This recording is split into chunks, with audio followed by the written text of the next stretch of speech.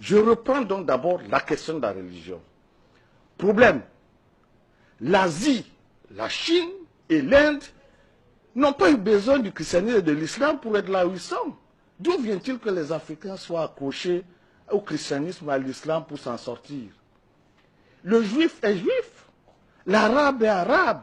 Vous entendez l'Europe chrétienne? Elle ne veut pas se faire avec l'islam.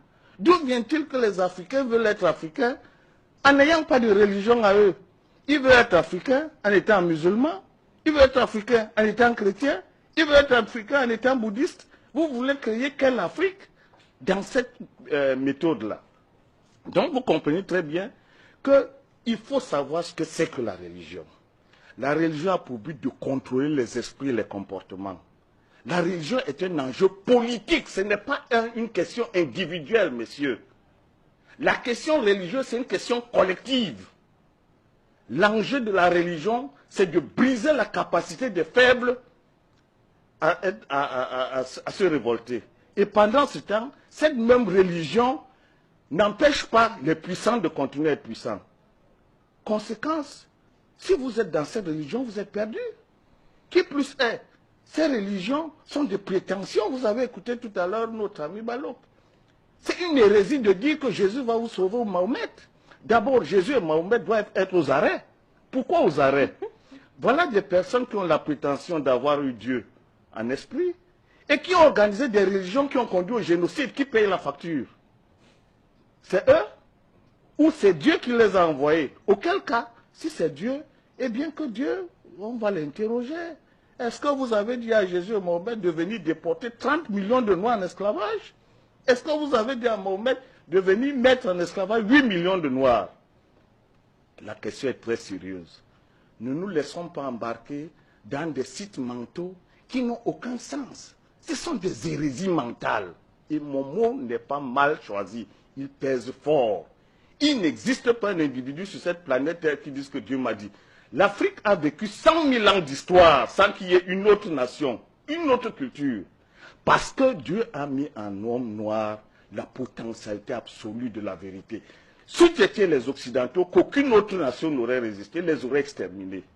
Conclusion, on ne peut pas prétendre que l'Afrique qui a été la première sur cette planète Terre, qui n'a jamais vu Dieu, et que d'autres personnes viennent dire que Dieu leur parle, Dieu a une bouche, Dieu a la barbe, Dieu ressemble à quoi?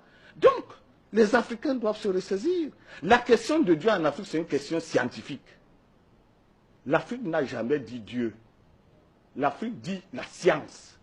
Et c'est parce qu'elle est émue devant la question scientifique qu'elle donne aux principes scientifiques les noms de Dieu.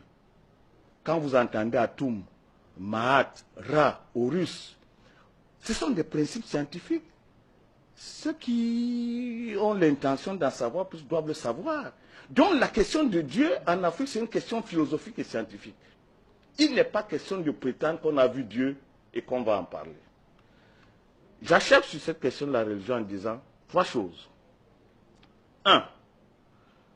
La prétention de l'islam de dire que c'est Mahomet qui a sauvé.